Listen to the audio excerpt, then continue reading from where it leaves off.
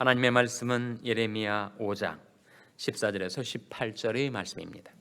그러므로 만군의 하나님 여호와가 이같이 말하노라. 그들이 이 말을 하였은즉 볼지어다 내가 내 입에 있는 나의 말로 불이 되게 하고 이 백성으로 나무가 되게 하리니 그 불이 그들을 사르리라.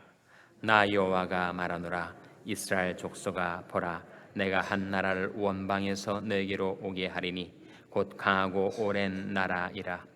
그 방언을 내가 알지 못하며 그 말을 내가 깨닫지 못하느니라. 그 전통은 열린 묘실이요 그 사람들은 다 용사라. 그들이 내 자녀들의 먹을 추수 곡물과 양식을 먹으며 내 양떼와 소떼를 먹으며 내 포도나무와 무화과 나무 열매를 먹으며 내가 의뢰하는 견고한 성들을 칼로 파멸하리라. 다 같이 읽으시겠습니다. 나 여호와가 말하노라. 그때에도 내가 너희를 진멸치는 아니하리라. 아멘. 할렐루야. 서로에게 평강의 복을 기원하는 마음으로 샬롬 인사 나누시기 바랍니다. 샬롬. 샬롬.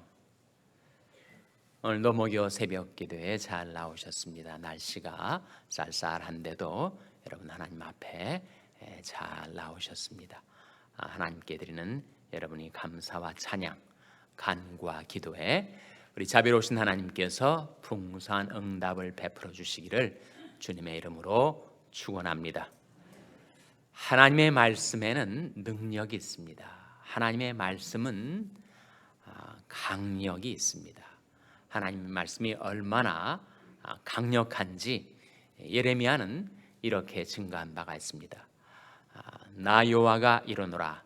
내 말이 불같지 아니하냐. 반석을 쳐서 부스러뜨리는 방망이 같지 아니하냐. 그런 말씀을 하신 적이 있어요. 하나님의 말씀은 심판에 있어서도 능력이 크고 그리고 치유에 있어서도 능력이 큽니다. 제가 한 분은 급성 폐열병에 걸려가지고 갑자기 온몸이 마비가 되고 그리고 코마 상태에 들어간 분을 병원에 우연히 신방을 하게 되었어요. 우리 교인이 아니었고 우리 교인 신방을 갔다가 옆에서 정말 위독한 상태에 있는 다른 한 교인을 만나게 되었습니다. 음식을 뭘 잘못 드셨는데 그것이 급성 폐혈증이 돼가지고 정신도 육신도 다 마비가 되는 거예요. 그러니까 그 연로하신 어머니가 그 아들도 장년인데 아들을 놓고 눈물로 하나님 앞에 울부짖고 기도를 하고 계시는 것이 정말 안타까운 마음이 들어서 제가 그에게 접근을 했습니다. 그래서 병상 침상에 누워 있는 그에게 아무것도 들을 수도 없고 반응을 할 수도 없는 그인데 제가 안타까운 마음에 하나님의 말씀을 들려드리기 시작했어요. 시편 23편이죠. 여러분이 다 잘 아시는 말씀입니다. 여호와는 나의 목자시니 내가 부족함이 없으리로다. 한 그렇게 시작된 시편 23편 말씀을 제가 큰 소리로 낭독을 하기 시작했는데 이분이 반응을 보이기 시작하는 거예요. 어떻게 그 말씀이 들렸는지 워낙 그 말씀을 평소에도 가까이 하신 분이 아닐까. 그 말씀이 이제 기억이 나고 그 말씀이 그 마음속에 들어오게 되는 거죠. 그래서 그 말씀을 계속 제가 낭독을 하고 있는데 그분이 이 마비된 썩어 들어가는 그 팔을 올리기 시작하는 거예요. 그러면서 막 반응을 보이고 그래서 그분이 결국 나중에는 소생케 됐습니다. 폐혈증으로 너무나도 불쌍하게도 수족은 단절을 했지만 생명은 잃지 않아서 그분이 하나님 앞에 주일날 휠체어에 타서 예배드리러 나올 때마다 그렇게 하나님을 찬양하며 자기의 생명을 주신 하나님께 감사를 드린다라는 후문을 제가 들었어요. 정말 정신도 육신도 다 마비가 된 상태에서 하나님의 말씀이 들려지자 그가 반응을 보이고 소생케 되었다. 하나님의 말씀에 담겨진 능력이죠. 시편 107편 20절 말씀에 보시면 주의 말씀을 보내어 저희를 고치사 위경에서 건지시는도다 하는 말씀이 나옵니다. 하나님의 백성들이 이 세상에 살 동안에 환난을 당하고 고생을 할 때, 질병으로 고통을 당할 때 하나님께서 우리를 긍휼히 여기셔서 주의 말씀을 보내시면 어떻게 되는가? 그 말씀이 우리를 소생케 하는 힘이 있습니다. 여호와 율법은 완전하여 영혼을 소생케 하고, 하나님의 말씀이 사람을 살려냅니다. 주의 말씀을 보내어 저희를 고치사 위경에서 건지시는도다. 여러분이 위경에 처해 있다고 생각하는 그 순간 하나님께로 돌이켜 하나님, 저를 고쳐줄, 저를 살려줄 하나님의 말씀을 보내어 주시옵소서. 그렇게 기도하셔야 합니다. 나 여호와가 이르노라, 내 말이 불같지 아니하냐, 반석을 쳐서 부스러뜨리는 방망이 같지 아니하냐. 하나님의 말씀은 살았고 운동력이 있어 자외 날선 어떤 검보다도 예리하여 혼과 영과 및 관절과 골수를 찔러 쪼개기까지 하며 또 마음의 생각과 뜻을 감찰하나니. 하나님 말씀은 살았고 운동력이 있습니다. 하나님의 말씀에는 다이내믹이 있다는 거죠. 그래서 말씀은 정체되어 있지 않고 말씀은 움직입니다. 말씀은 달려갑니다. 말씀은 꼭 필요한 것에 임하여서 우리를 소생케 하는 힘이 있습니다. 내 입에서 나가는 말도 헛되이 내게로 돌아오지 아니하고 나의 뜻을 이루며 나의 명하여 보낸 일에 형통하리라. 하나님 우리를 긍휼히 여기셔서 말씀을 보내시면 그 말씀이 우리를 살려주고, 우리가 하나님을 거스리고 하나님께 계속 거역을 하면 그 말씀은 우리를 쳐서 부서뜨리는 방망이 같이, 그리고 우리 죄악을 태우는 불처럼 임하시는 것입니다. 오늘 본 말씀 14절에 보시면 이런 말씀이 나오죠. 우리 14절 말씀 같이 읽겠습니다. 시작. 그러므로 만군의 하나님 여호와가 이같이 말하노라. 그들이 이 말을 하였은즉 볼지어다, 내가 내 입에 있는 나의 말로 불이 되게 하고 이 백성으로 나무가 되게 하리니 그 불이 그들을 사르리라. 내가 내 입에 있는, 너는 누구예요? 너는 물론 예레미야 선지자죠. 하나님께서 예레미야 선지자에게 그 입에다가 말씀을 주셨는데 그 말씀이 뭐가 되게 하신다는 거예요? 불이 되게 하신다. 그리고 하나님을 거스리는 그 유다 백성들은 나무가 되게 하셨으니 불이 섭을 사르고 나무를 살라 다 태우게 되면 거기에 멸망이 있게 되는 거죠. 유다 백성들의 패망, 그것은 바로 바벨론 포로로 잡혀간 사건을 미리 경고해 주는 말씀인데, 하나님의 말씀이 불과 같아서 하나님을 거스리는 백성들에게 나무에 섭의 불이 붙어 그 나무를 사르듯이 심판이 임할 것을 경고하고 있는 것입니다. 그런데 심판의 이유가 무엇인가? 왜 유다 백성들이 그렇게 불에 나무가 태워지듯 그렇게 멸망을 당하게 되었는가? 패망의 이유가 24절에 나오지 않습니까? 그러므로 만군의 하나님 여호와가 이같이 말하노라. 그들이 이 말을 하였은즉, 그들이 이 말을 하였기 때문에, 유다 백성들이 이 말을 하였기 때문에 심판이 불이 임한다 라고 하는 말씀인데, 이 말이 무슨 말이에요? 그들이 무슨 말을 잘못한 겁니까? 그들이 잘못한 말이 뭐예요? 그 앞에 나오지 않습니까? 12절에 그들이 한 말이 나옵니다. 12절 말씀 같이 읽겠습니다. 시작.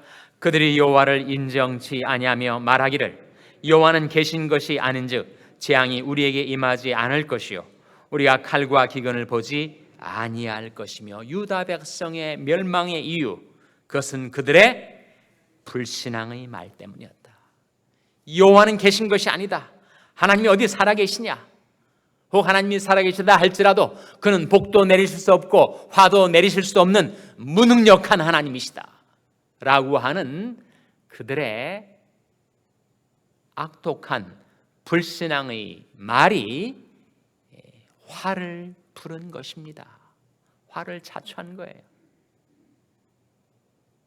그러니까 하나님께서 유다 백성들이 계속해서 하나님을 거스리고 거역하는 그들의 언어와 행위를 보시고 하나님께서 심판을 작정하신 것이었습니다. 예레미야 선자만 그렇게 말했는가? 이사야 선자가 똑같은 메시지를 유다 백성에게 전한 바가 있어요. 이사야 3장 8절 한번 보시기 바랍니다. 이사야 3장 8절에 유다의 패망의 이유가 나타나 있죠. 이사야 3장 8절은 구약성경 970면입니다. 구약성경 970면 이사야 3장 8절. 구약성경 970면 이사야 3장 8절 말씀 우리 찾아서 같이 읽겠습니다. 시작. 예루살렘이 멸망하였고 유다가 엎드러졌음은 그들이 언어와 행위가 여호와를 거스려서 그 영광의 눈을 촉범하였음이라. 그것이 유다 멸망의 이유라는 거예요. 왜 예루살렘이 멸망하였는가? 왜 유다가 엎드러졌는가? 그것은 그들의 무엇과 무엇이 여호와를 거스렸기 때문이라고요? 그들의 언어와 행위, 불신앙의 언어와 불경건한 행위, 그것이 여호와를 거스려서 그 영광의 눈을 촉범하였다. 그러니까 우리는 하나님의 그 영광의 눈앞에 우리 언행심사가 다 드러나게 된다는 거예요. 지은 것이 하나도 드러나지 않을 것이 없고 만물이 우리를 상관하신 자의 눈앞에 벌거벗은 것 같이 드러나느니라. 유다 백성의 패망의 이유는 설마 이것은 하나님이 모르시겠지, 안 보시겠지 라고 그들이 함부로 말하였습니다. 하나님이 살아계시긴 어디 살아계셔. 혹시 살아계실지 몰라도 하나님은 우리에게 복도 내리실 수도 없고 화도 내리실 수 없는 무기력한 하나님일 뿐이야. 그렇게 불신앙의 악독한 말들을 해대는 것이 하나님의 영광의 눈을 촉범하는 것이 되었으니 그들이 심판을 자초한 것이 아닌가. 그것이 우리들의 타산지석이 되어야 하겠죠. 우리의 말, 우리의 행위는 다 하나님 앞에 낱낱이 보고되고 있습니다. 직보되고 있어요. 하나님이 사실은 다 지켜보고 계시죠. 내가 어떠한 생각을 하고 살아가는지, 어떠한 말을 하고 살아가는지, 어떠한 행동을 하고 살아가는지. 그래서 우리 언행심사를 통해서 하나님께서 영광을 받으시기도 하지만 우리 언행심사 때문에 하나님께서 우리를 심판하시기도 하십니다. 그 경고를, 그 경계의 말씀을 우리에게 주시는 거죠. 구약은 거룩하신 하나님의 진노를 경고하는 성경책이니까 그것은 구약에만 나오는 말씀인가? 신약의 사랑의 하나님, 자비하신 예수님은 그렇게 무서운 말씀을 안 하시지 않겠는가? 마태복음 12장 36절 37절 한번 보시기 바랍니다. 예수님께서 우리 말과 관련하여 뭐라고 말씀하시는지 한번 주목해 보시기 바랍니다. 마태복음 12장 36절 37절 말씀. 마태복음 12장 36절 37절 말씀 우리 찾아서 같이 읽겠습니다. 마태복음 12장 36절 37절입니다. 같이 읽습니다. 시작. 내가 너에게 이르노니 사람이 무슨 무익한 말을 하든지 심판날에 이에 대하여 신문을 받으리니 내 말로 의롭다함을 받고 내 말로 정죄함을 받으리라. 누가 하신 말씀이에요? 예수님이 하시는 말씀이죠. 내가 너에게 이르노니 사람이 무슨 무익한 말을 하든지 심판날에 이에 대하여 신문을 받으리니 내 말로 의롭다함을 받고 내 말로 정죄함을 받으리라. 사람이 의롭다함을 받는 것 아니면 정죄함을 받는 것이 어디에 달려있다는 것입니까? 나의 말에 달려있다는 거예요. 나의 말이 얼마나 중요한지, 나의 말로 내가 의롭다함을 얻게도 되고 정죄도 받게 된다. 그러니 인간의 말이 얼마나 중요합니까? 죽고 사는 것이 혀의 권세에 달렸다. 그렇게 성경은 말씀하고 있지 않습니까? 우리말 속담에는 어떤 속담이 있죠? 말 한마디로 뭘 갚는다고요? 천냥빚을 갚으니 우리 말 한마디가 얼마나 중요한지. 흥하고 망하는 것, 살고 죽는 것, 그것이 다 나의 말에 달려있으니 내가 어떤 말을 하며 살아가는가 하는 것이 그대로 다 하나님 앞에 낱낱이 보고가 되고 그 말에 대한 결과가 따라오게 된다는 거죠. 그러니 어떻게 말을 해야 잘하는 것일까? 우리 언어와 행위가 어떻게 변화되어야 할 것인가? 그것은 먼저 하나님의 영광의 눈이 우리 언어와 행위를 감찰하고 계시다. 우리의 마음과 생각까지 하나님은 다 꿰뚫어보고 계시다. 가나안 농군학교의 김용기 장로님에 대한 그런 일화가 있습니다. 신사참배 시절에 일본 순사가 당신 나 좀 보자고 데리고 가서 신사에 끌어들였어요. 그래서 당신 아무도 보는 사람 없으니까 여기서 한 번만 신사에 참배를 하면 당신 다 방면이라고, 모든 거 다 이제 당신 다 회복될 것이라고. 그러나 끝까지 신사 참배를 거부하면 당신이 알지 않겠느냐고. 그렇게 회유를 하는 거예요. 아무도 안 보는 신사 앞에서 그 형사와 그리고 김용기 장로님, 청년 김용기, 그렇게 대답을 했다는 것입니다. 아무도 안 보다니, 하나님이 보고 계시고 내가 보고 있는데 아무도 안 보다니. 그 신앙과 기백을 알 수 있는 일화죠, 여러분. 하나님 앞에서 우리 모든 삶이 진행이 되고 있습니다. 무릇 더러운 말은 너희 입 밖에도 내지 말고 오직 덕을 세우는 데 소용되는 대로 선한 말을 하여 듣는 자들에게 은혜를 끼치게 하라. 만일 누가 말하려면 하나님의 말씀을 하는 것 같이 하고, 누가 봉사하려면 하나님이 공급하시는 힘으로 하는 것 같이 하라. 이는 범사에 예수 그리스도로 말미암아 하나님이 영광을 받으시게 하려 하매니 그에게 영광과 권능이 세세무궁토록 있느니라. 그래서 의인은 대답한 말을 깊이 생각하여도 악인은 악을 그 입으로 쏟느니라 하는 말씀이 있죠. 그래서 우리가 말하기 전에 먼저 한번 생각해 보는 거예요. 내가 이 말을 하는 것이 신앙의 말을 하는 것인가, 불신앙의 말을 하는 것인가? 내가 이 말을 하는 것이 선한 말을 하는 것인가, 악한 말을 하는 것인가?